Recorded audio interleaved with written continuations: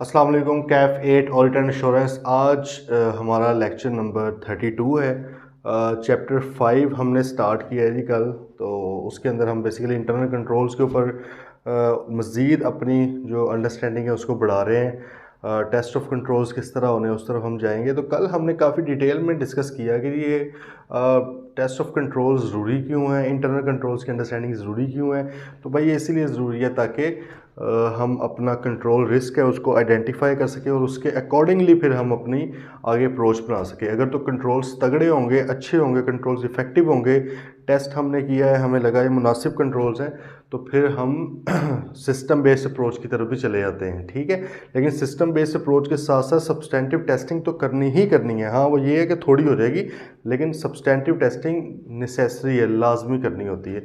आइज़ा 330 ये कहता है कि भाई आपका जितना मर्ज़ी अच्छा सिस्टम हो, लेकिन आपने हमेशा जो मटेरियल अकाउंटिंग हेड्स हैं वहाँ पर आपने लाजमी सब्सटेंटिव प्रोसीजर्स परफॉर्म करने हैं। ये आइज़ा 330 ऑडिट रिस्क का स्टैंडर्ड कहता है। ठीक है जी, ये हमने आई गेस डिस्कस भी किया हुआ है जब हम आइज़ा 315 थर्ड चैप्टर पढ़े थे उसके अंदर।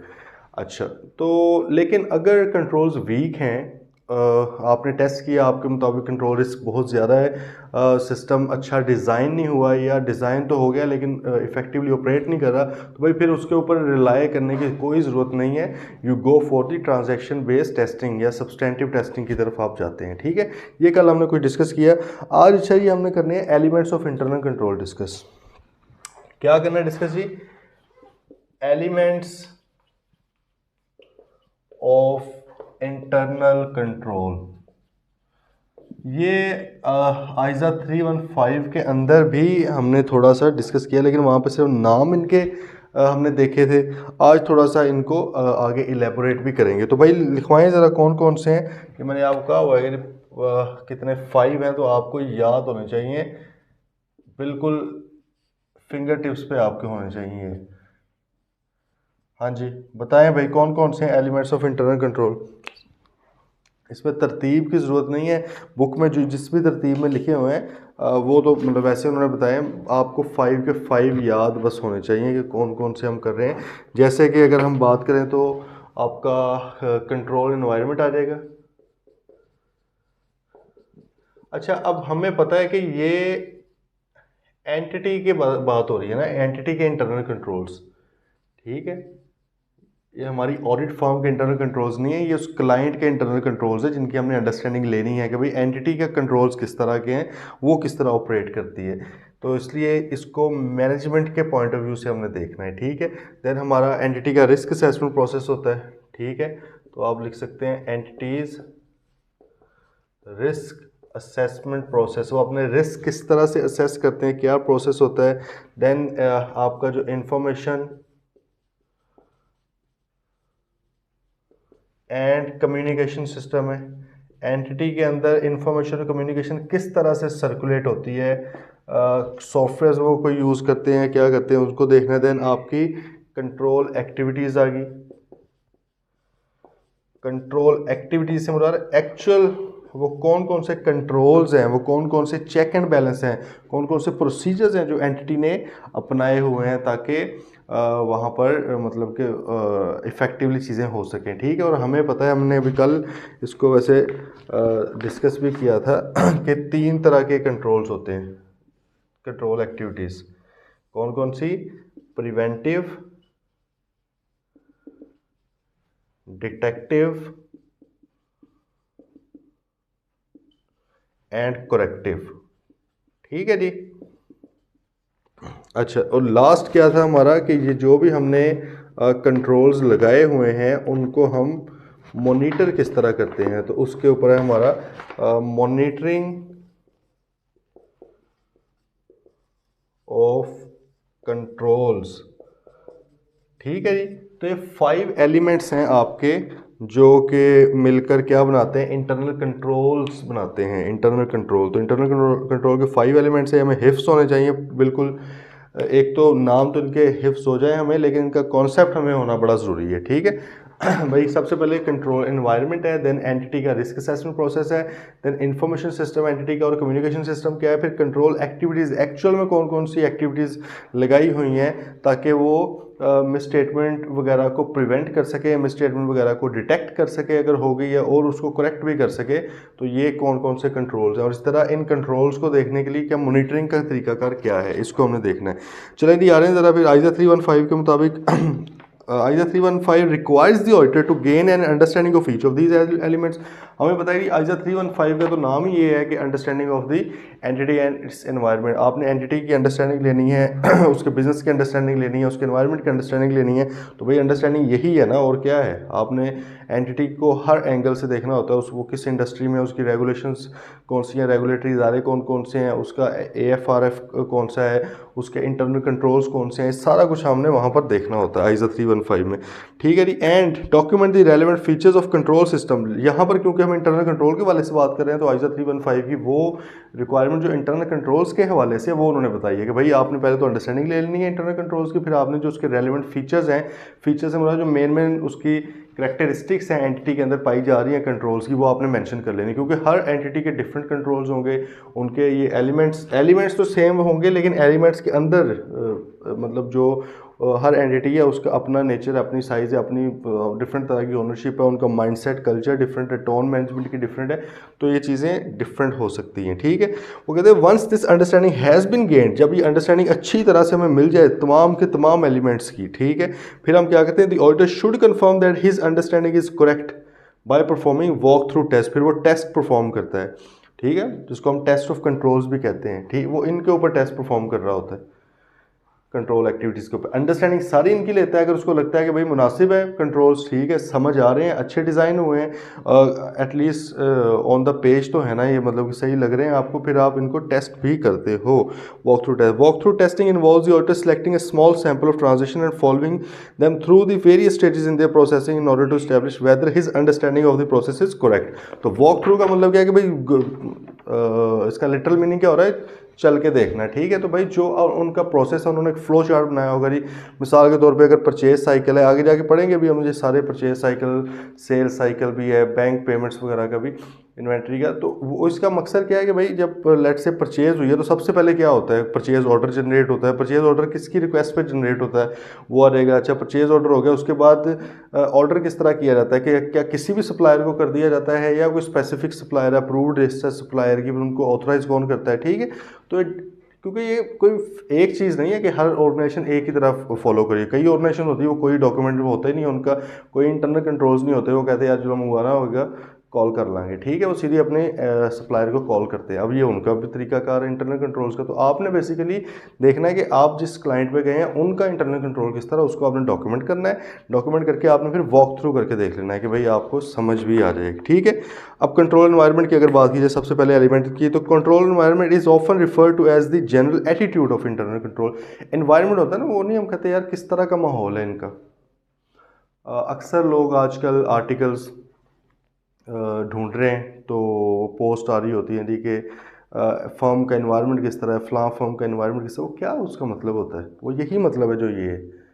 हम वहाँ पे बेसिकली देखना चाह रहे होते हैं कि यार वहाँ पे कंट्रोल किस तरह का है, कोई चेक एंड बैलेंस है, कोई बिला वजह बहुत ज़्यादा सख्ती तो नहीं है। मतलब हम अगर स्टूडेंट के पॉइंट ऑफ व्यू से देखें तो ठीक है, ऑडिटर तो ऑब्वियसली चाहेगा कि यार एंटिटी के ऊपर जहाँ पे मैं जाऊँ वहाँ पे सख्ती वगैरह भी हो, कंट्रोल अच्छे इन प्लेस हो। लेकिन स्टूडेंट की मैं बात कर रहा हूँ, मैं बेसिकली आपको कॉन्सेप्ट बता रहा हूँ कि एनवायरनमेंट यही होता है जो आप तौर पे आप लोग भी देखते हैं। तो इधर भी देखें, वो कहते हैं एटीट्यूड की बात हो रही है मैनेजमेंट के, वो आपने देखना है। The control environment includes the views, awareness and actions of management regarding entities internal control. भाई एंटिटी कितना सीरियस लेती है अपने इंटरनल कंट्रोल्स को, ठीक है, और किस तरह फंक्शन करती है, एंटिटी के अंदर क्या काबिलियत है करने की, मैनेजमेंट के अंदर ये काबिलियत है इंटरनल कंट्रोल्स को प्लेस करने की, और क्या मैनेजमेंट पार्टिसिपेट करती है लोगों के साथ, उनको पार्टिसिपेट करवाती है जब एसओपीज़ बनाने हो। आपने कभी बचपन में पढ़ा होगा कि जो ऑपरेशनल ऑब्जेक्टिव्स होते हैं या जो स्मार्ट ऑब्जेक्टिव, छोटे छोटे लेवल के ऑब्जेक्टिव है, उसमें आमतौर पे आप ऑपरेशनल जो मैनेजर्स हैं या उनकी टीम्स को भी इन्वॉल्व करते हैं, ताकि उनको ज़्यादा पता होता है ना, एग्जीक्यूशन तो उन्होंने करनी होती है, स्ट्रेटेजिक लेवल वालों तो नहीं करनी होती। ठीक है। तो इसमें भी ये फिर डिपेंड करा कि किस हद तक आप इनको इन्वॉल्व करते हैं। अब ये बात नहीं है कि अगर ज़्यादा इन्वॉल्व करते हैं तो कंट्रोल्स अच्छे हैं, कई जगहों पे ज़्यादा इन्वॉल्व करना बनता है, कई जगहों पे ज़्यादा इन्वॉल्व करना बनता ही नहीं है। डिपेंड करता है नेचर किस तरह की एंटिटी की वो किस तरह की सर्विसेज या किस तरह के वो बिज़नेस कर रही है, ठीक है। तो कोई वन साइज़ फिट्स ऑल वाला वो सीन नहीं है कि आप कहेंगे एक ही तरीके से आप सबको करते हैं, अलग अलग करना, हमें सिर्फ इसकी अंडरस्टैंडिंग चाहिए, ठीक है। तो भाई कंट्रोल एनवायरनमेंट में आमतौर पर उसने कहा communication and enforcement of integrity and ethical values. हाँ, मैनेजमेंट कितना कहती है कि भाई इंटेग्रिटी और एथिक्स के ऊपर कितना फोकस है उसका। देखें, कंट्रोल्स या लॉज रूल्स वगैरह वहाँ पर अप्लाई होते हैं जहाँ पे कोई अखलाकियात हो, ठीक है। अदरवाइज पाकिस्तान में भी सारे कानून मौजूद है, लेकिन जब अखलाकियात ही नहीं है तो फिर क्या करना है कवानीन का। डंडे से आप मार मार के तो नहीं ना लोगों को करवा सकते सारा कुछ, खुद भी तो कुछ हमारे अंदर एथिक्स होने चाहिए। देन कमिटमेंट टू कॉम्पिटेंस, ये सिंपल है कि भाई कितना वो कॉम्पिटेंट होने की तरफ लगे हुए हैं, मेहनत कर रहे हैं, लर्निंग की तरफ ज़्यादा जा रहे हैं, सीखना चाह रहे हैं काम। Participation of management philosophy and operating style, management की फिलॉसफी से मुराद है कि मैनेजमेंट की क्या थिंकिंग है भाई, विजन क्या है, मिशन क्या है मैनेजमेंट का, काम करने का तरीकाकार उनका क्या है, ये सारा इन्वायरमेंट को एक्सप्लेन कर रहा है ना। ऑर्गेनाइजेशन का स्ट्रक्चर किस तरह के, अब स्ट्रक्चर के अंदर आपको पता है, पढ़े होंगे, एंटरप्रेन्योरल स्ट्रक्चर होते हैं, फंक्शनल होते हैं, डिविजनल स्ट्रक्चर वगैरह होते हैं। तो उसको थोड़ी सी अंडरस्टैंडिंग लेंगे भाई क्या हायरार्की है, चेन ऑफ कमांड क्या है, स्पैन ऑफ कंट्रोल क्या है, कितना बंदा कितने लोगों को मैनेज कर रहा है, हायरार्की कितनी कितनी लेयर्स है मैनेजमेंट की, ये सारी अंडरस्टैंडिंग हमें एनवायरनमेंट का बताती हैं। Assignment of authority and responsibility, किसको कितनी अथॉरिटी दी जाती है, क्या अथॉरिटी के साथ रिस्पॉन्सिबिलिटी भी दी जाती है, नहीं दी जाती, इसको देखना है। Human resource policies and practices, HR policies उनकी देखें, उनकी प्रैक्टिसेस से मुराद है कि क्या उसको फॉलो भी करते हैं अपनी पॉलिसी को या नहीं। तो ये थोड़ा एनवायरनमेंट के हवाले से हमें आ जाता है। उसने कहा strong control environment is typically one where management shows a high level of commitment to establishing and operating appropriate controls. आमतौर पर वो कहते हैं स्ट्रॉन्ग कंट्रोल एनवायरनमेंट वहाँ पे होता है जहाँ पे मैनेजमेंट फुल कमिटेड हो गए, भाई हमने कंट्रोल्स फॉलो करवाने हैं, अगर कोई गलती होगी हमने सजा देनी है, ठीक है। ये वो कहते हैं माइंडसेट होना चाहिए आपका, जहाँ पे बेसिकली जजा सजा का एक उन्होंने सिस्टम बनाया हो। The existing of a strong control environment can not guarantee that controls are operating effectively, but it is seen as a positive factor in the auditor's risk assessment process. Without a strong control environment the control system as a whole is likely to be weak. उसने कहा कि अगर सिर्फ ये वाली चीज़ अच्छी है तो ये नहीं कह सकते कि सारा कुछ बेहतर है, नहीं नहीं नहीं, कहता सारा कुछ नहीं बेहतर, वो तो जाहिर है हर एक को देखना पड़ेगा ना अलग से। हो सकता है मैनेजमेंट ही बस तगड़ी हो, वही सही सारा कुछ करवाना चाह रही हो, नीचे वाले लोग बिल्कुल ही कुछ ना करते हो, कंट्रोल एक्टिविटीज से फारिग बनी हो, ठीक है।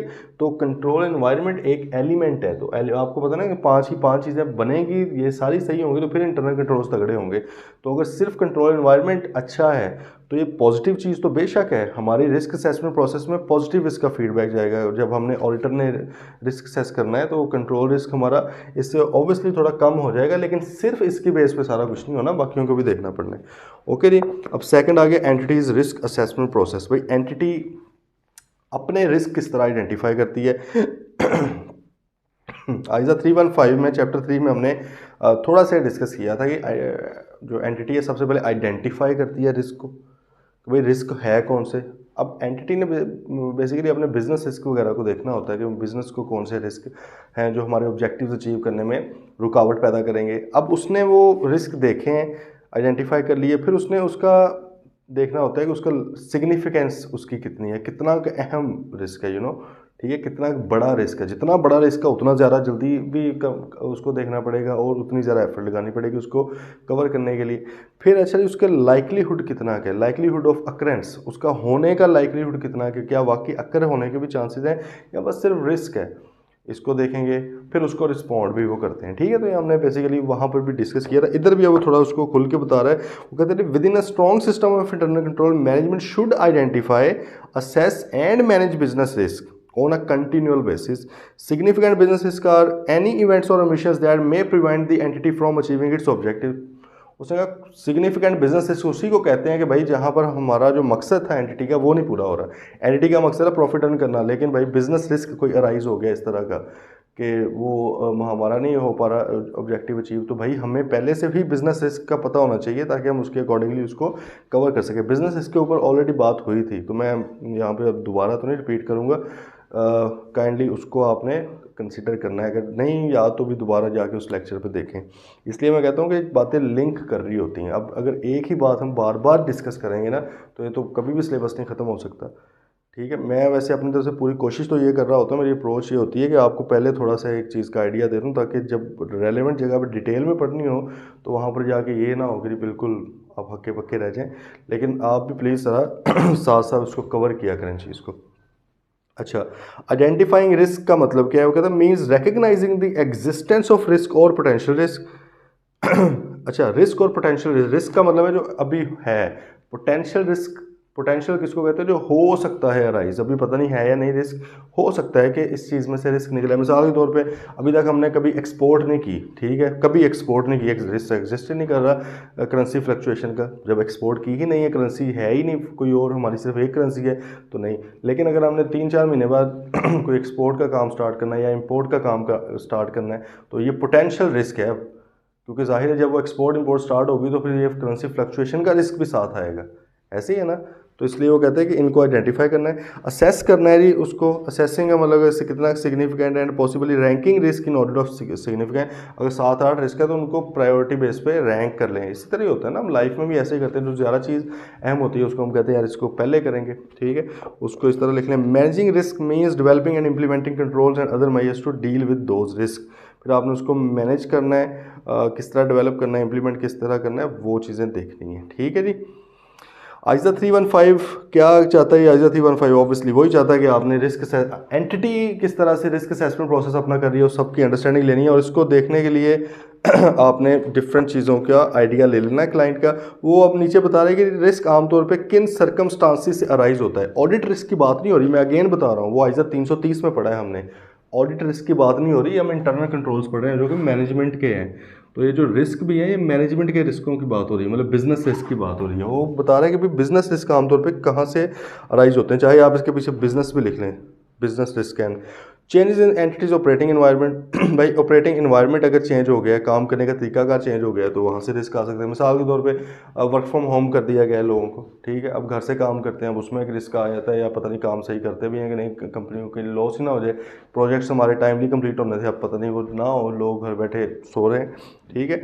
न्यू पर्सनल, नया बंदा आ गया, नया बंदा जब आता है काम करने, पहले तो उसको टाइम लगता है कोप अप करने में, समझने में चीज़ें, अंडरस्टैंडिंग लेने में। कोई भी आप एम्प्लॉय रखते हो, अब उतने टाइम में हो सकता है कि काम का लॉस ही ना हो जाए, ये भी एक चीज़ है। देन न्यू और revamped information system. Information system भी जब चेंज होता है तो पहले तो लोगों में रेजिस्टेंस होती है ना, कोई भी चेंज आनी हो तो उसको एक्सेप्ट ही नहीं करना लोगों ने, एक वो मसला है। और दूसरा ये भी हो सकता है वो आपके पास उतनी कॉम्पिटेंस ही ना हो, आपके पास सफिशिएंट एक्सपर्टीज़ ना हो उसको चलाने की, और आप ख़राब कर बैठे। रैपिड ग्रोथ, जब तेज़ी से ग्रोथ होती है, चीज़ें बढ़ रही होती हैं, तो उसमें बहुत ज़्यादा रिस्क भी साथ साथ आते हैं। फॉर एग्जाम्पल रेवेन्यू बढ़ रहा है तो प्रोडक्शन भी बढ़ानी पड़ेगी, प्रोडक्शन बढ़ाने में हो सकता है कि लॉस भी आपके होने के ज़्यादा चांसेस हो जाए, ठीक है।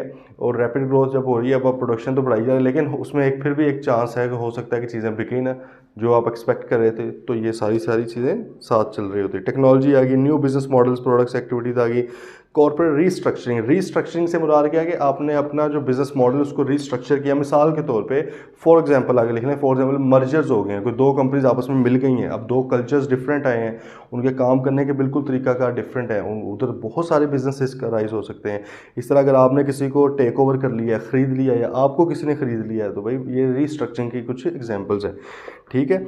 Expanded foreign operation, foreign operation में आप बहुत ज़्यादा इन्वॉल्व हो गए, तो हर कंट्री के अपने अपने मसाइल हैं। एक तो वहाँ के बिजनेस रिस्क राइज हो गए, मतलब आपको अब हर कंट्री के ऊपर जहाँ जहाँ पे आपके फॉरेन ऑपरेशन नज़र रखनी पड़ेगी। आपका कोई ऑफिस है फॉर एग्जांपल यूके में, अब उधर की और चीज़ें हैं, उनकी पॉलिसीज़ वगैरह, उनके लॉज रेगुलेशन, उन सबको भी आपने फॉलो करना है। फिर उनके उधर पता नहीं शायद उधर भी कोई स्ट्राइक्स हो जाएं या लॉकआउट्स हो जाएं, कोई फटे शटे हो रहे हैं, तो वहाँ पे भी आपको मैनेज करना पड़ेगा। पाकिस्तान में भी है, अफगानिस्तान में आपने खोल लिया, उधर और मसले हैं, ठीक है। तो ये सारा कुछ जितने ज़्यादा आप एक्सपैंड करते जाएंगे आपके इश्यूज़ बढ़ते जाएंगे। देन न्यू अकाउंटिंग प्रोनाउंसमेंट्स आप ये समझ लो कोई अकाउंटिंग स्टैंडर्ड्स अगर नए आ गए हैं जिसको जो आपको भी आते ही नहीं है, इंप्लीमेंट करने नहीं आते, हो सकता है उनकी इंप्लीमेंटेशन के अंदर आपको मसले आ जाएं। मिसाल के तौर पे IFRS 16 आया था लीजेस का स्टैंडर्ड, पहले IAS 17 होता था। तो जब IFRS 16 आया लीजेस, तो उसको इम्प्लीमेंट करने में बड़ा ज़्यादा दुश्वारियाँ पेश आई लोगों को, क्योंकि उसमें कुछ डिस्क्लोजर्स की रिक्वायरमेंट्स भी ऐड हुई, कुछ अकाउंटिंग ट्रीटमेंट भी चेंज हुए।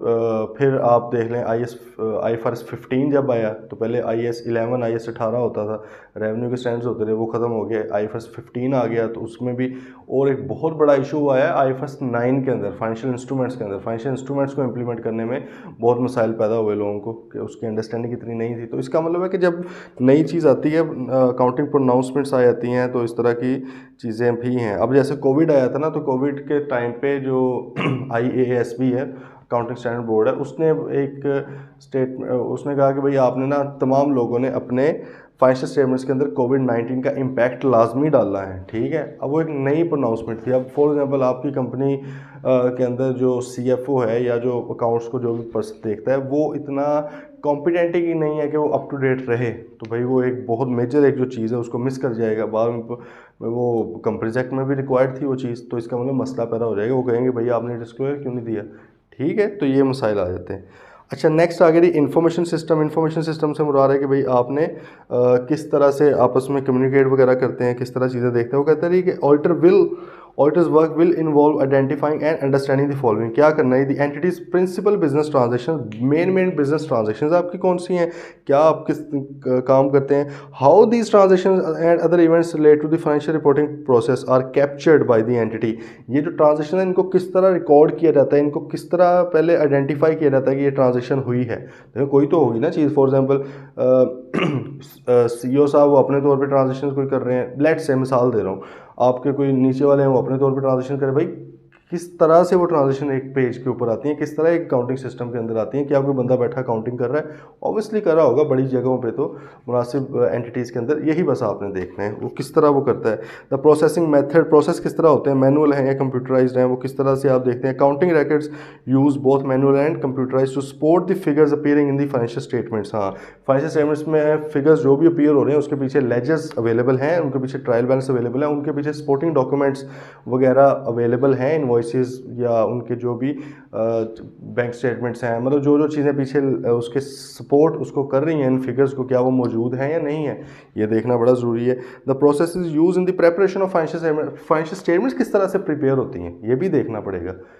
सही है कि क्या फाइनेंशियल स्टेटमेंट्स जब प्रिपेयर होती है उसमें ऑब्वियसली अब डिस्क्लोजर्स भी आने डिटेल, वो तो कोई सॉफ्टवेयर नहीं आपको प्रेजेंट करके देता, क्योंकि वो आपके कस्टमाइज होते हैं, आपने अपनी नीड के मुताबिक वो डिस्क्लोजर्स वगैरह उसमें वर्डिंग शेडिंग भी उसके मुताबिक करनी होती है। तो अब ये किस तरह प्रिपेयर होती हैं, अकाउंटिंग एंट्रीज वगैरह तो चलो आपके सिस्टम ने कर दी, बल्कि सिस्टम आपको सिस्टम के अंदर ही बैलेंस शीट P&L तो बन जाती होती है आमतौर पर, लेकिन अब उसको अपने फॉर्मेट पे लेके आना, उसको ज़रा कंसोलिडेट करना है एक जगह के ऊपर चीज़ों को, वो किसका काम है, किस तरह से होता है, उसके अंदर कोई गलती तो नहीं हो जाती, क्योंकि पता लगे बाद में सारा कुछ अच्छा था लेकिन लेजर्स ही सही नहीं बनते थे या फाइनेंशियल स्टेटमेंट्स ही सही तरह प्रिपेयर नहीं होती थी, तो फिर मसला पैदा हो जाएगा। ठीक है भाई, नेक्स्ट आ गया control activities. Control activities are the policies and procedures other than the control environment used to ensure that the entity's objectives are achieved.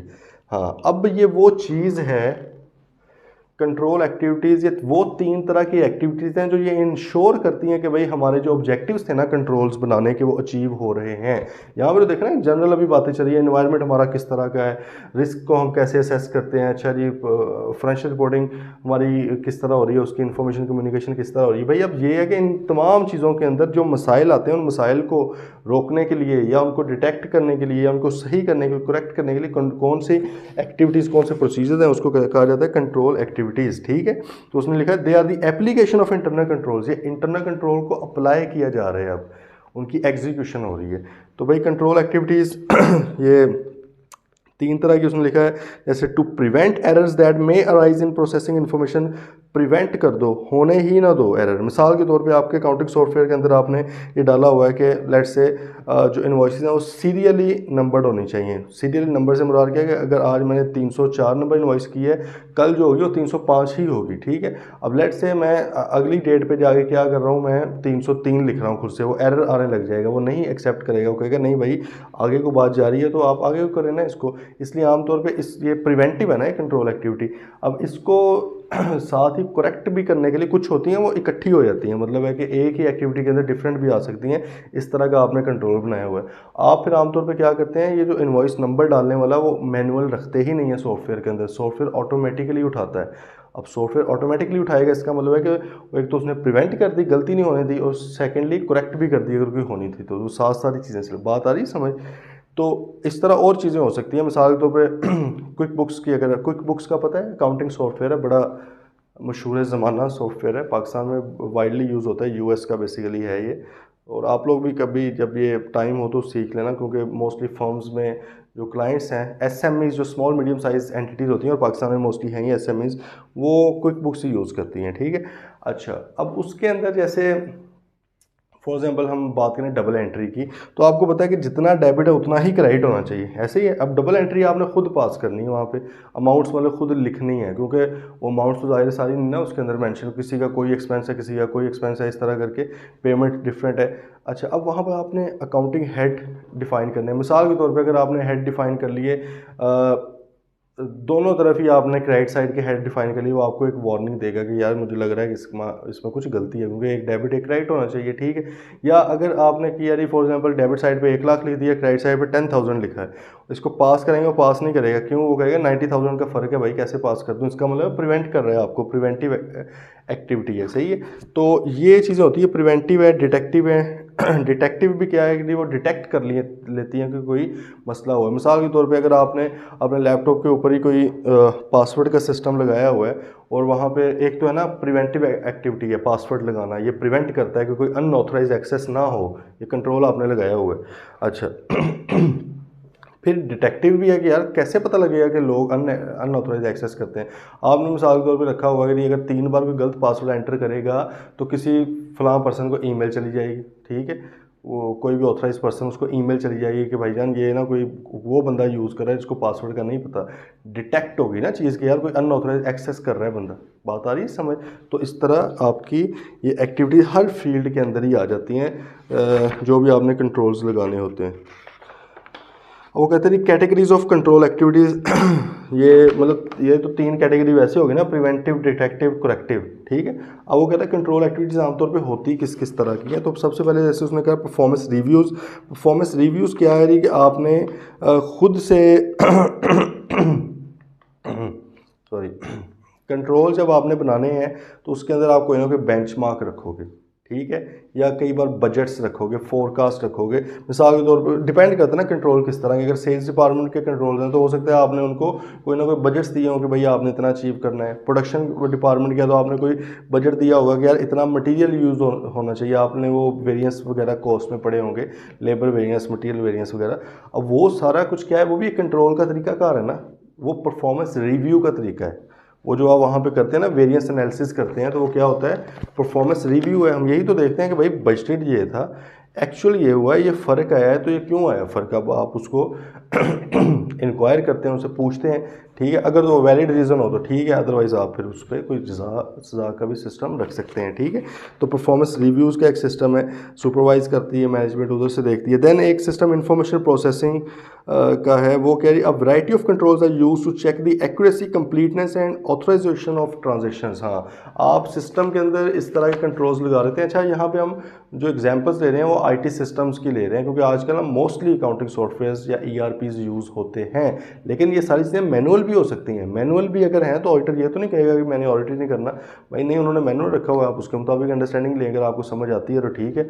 अच्छा, तो वो कहता है कि आप कुछ प्रोसेसेस इस तरह के लगा रहते हो जो चीज़ों की एक्यूरेसी वगैरह को देखते हैं। जैसे अभी मैंने अकाउंटिंग सॉफ्टवेयर का आपको बताया था कि वो देखेगा कि यार ऊपर अगर 1 लाख रुपए का डेबिट है तो नीचे भी एंट्री पास होने से पहले 1 लाख का होना चाहिए, अदरवाइज इधर सस्पेंस अकाउंट वगैरह नहीं होता। वो तो हमारी जब हम एंट्रीज वैसे ही कर रहे होते हैं अपने मतलब के मैनुअली या पेपर के पॉइंट ऑफ व्यू से सीखने के लिए होता है कि सस्पेंस अकाउंट है भी बन जाता है फला फला, वो आपको अदरवाइज पता है वो एग्जिस्ट ही नहीं करता है। सस्पेंस अकाउंट का मतलब ये है कि भाई कोई ना कोई मसला हो गया, आपने तमाम जो डबल एंट्री सही पास नहीं की, फिर तो वो इफेक्ट जाता है कहीं ना कहीं पे। अब अकाउंटिंग सॉफ्टवेयर नहीं अलाउ करता सस्पेंस अकाउंट वगैरह, उसने आपको पहले ही सही करवाना है मामला, वरना फ़ायदा क्या है अगर उधर भी सस्पेंस अकाउंट ही बनने हो। तो वो आपको पहले से ही बता देता है कि भाई वो एक्यूरेसी को देखता है, कंप्लीटनेस को भी देख सकता है, चीज़ों की ऑथराइजेशन को भी देख सकता है। आप उसके अंदर लगा सकते हो कि भाई एंट्री सिर्फ तब पास होगी जब फलां बंदा इसको ऑथराइज़ करेगा, उसके सिस्टम पे चले पॉपअप चले जाता है, शो हो जाता है कि ये एंट्री नंबर फलां है, इसको ज़रा खोल के देखें, वो देख लेता है, अगर उसको सही लग रही है फिर वो उसको प्रोसेस करता है, ओके कर देता है, फिर वो ऑथराइज़ होती है। तो आप इस तरह कर सकते हैं। इस तरह जब आपने पेमेंट्स करनी है उसमें ऑथराइजेशन दे सकते हैं। अगर आपने कोई परचेज़ करनी है तो उसके अंदर आप कर सकते हैं कि ये परचेज़ सिर्फ और सिर्फ अप्रूव्ड सप्लायर से ही करनी है। कंट्रोल बता रहा हूँ, अप्रूव्ड सप्लायर से मुराद क्या है, जिसका पहले सिस्टम में डाटा मौजूद है। हर बंदा नए नए सप्लायर से नहीं करेगा। जब आप नए नए सप्लायर से करने लग जाओगे, कंट्रोल किस तरह रहेगा भाई, जिसका जो दिल करता है जहाँ से खरीद रहा है, पता नहीं सही रेट पर खरीद भी रहा है कि नहीं, तो पहले आप ऑन बोर्ड करें सप्लायर को, उनके साथ निगोशिएशन वगैरह करके रेट शेट फाइनल करके उनकी लिस्ट के अंदर उस सिस्टम में डालें, फिर सिर्फ उसी सिस्टम में से बंदा उठा के उसको करें, ऑर्डर करें। ठीक सही है। ये अब आप देखिए सिस्टम आपने बना लिया। इस तरह अगर कस्टमर की बात की जाए तो क्या हर बंदे को आप उधार पे चीज़ें देते रहेंगे? नहीं भाई, उसके लिए भी अब ये डिपेंड करता है कि नेचर क्या है एंटिटी की। जो छोटी मोटी ऑर्गेनाइजेशन है वो शायद वैसे ही दे देती हूँ, इतना बॉदर ना करती हूँ। जिनका मिलियंस का बिलियंस का बल्कि कारोबार है, उनके अब करोड़ों के ऑर्डर जाने होते हैं, वो हर बंदे को तो नहीं मुँह उठा के उधार पे दे सकते। वो फिर क्या करते हैं, एक अप्रूव्ड कस्टमर लिस्ट रखते हैं, ठीक है, और उनकी क्रेडिट लिमिट भी रखते हैं, डिफाइन करते हैं कि भाई इस कस्टमर को इतने तक का देना है, इस कस्टमर को इतने तक का देना है। आपको शायद पता हो, बैंक्स जो होते हैं वो क्रेडिट कार्ड जो देते हैं क्रेडिट कार्ड का है आइडिया? बैंक भी तो ऑब्वियसली कंपनी, उनके भी इंटरनल कंट्रोल हैं बड़े स्ट्रॉन्ग। क्रेडिट कार्ड्स क्या होते हैं कि आप कोई कार्ड दे दिया जाएगा, आप उसमें से शॉपिंग कर सकते हो, आप उसमें पेमेंट्स कर सकते हो, खर्चे कर सकते हो, ट्रांसफ़र वगैरह कैश में निकलवा सकते हो। तो वो उधार के तौर पे होता है, ठीक है। अब उसमें लेट से आपके पास 1 मंथ का टाइम होता है कि 1 मंथ में अगर आप एक डेट है, फिक्स्ड डेट सही है, उस तक आप पैसे वापस कर दो तो वेल एंड गुड। अगर उससे ऊपर चला गया फिर आपको इंटरेस्ट चार्ज होता है। तो इसका मतलब है कि अगर एक डेट की हद तक आप 1 महीने में कर दें उसकी पेमेंट तो फिर तो कोई मसला नहीं है। अगर उससे ऊपर बात चलेगी फिर वो इंटरेस्ट चार्ज करने लगे थे, जो भी डिफाइंड होता है आपका, ठीक है। अच्छा, अब उसमें भी क्या हर कस्टमर को एक जैसी क्रेडिट लिमिट दी गई है कि उधार? नहीं भाई, किसी को सिर्फ लाख रुपए की क्रेडिट लिमिट है। डिपेंड करता है ना कि उसकी इनकम किस तरह की, वो चीज़ें सारी देख के।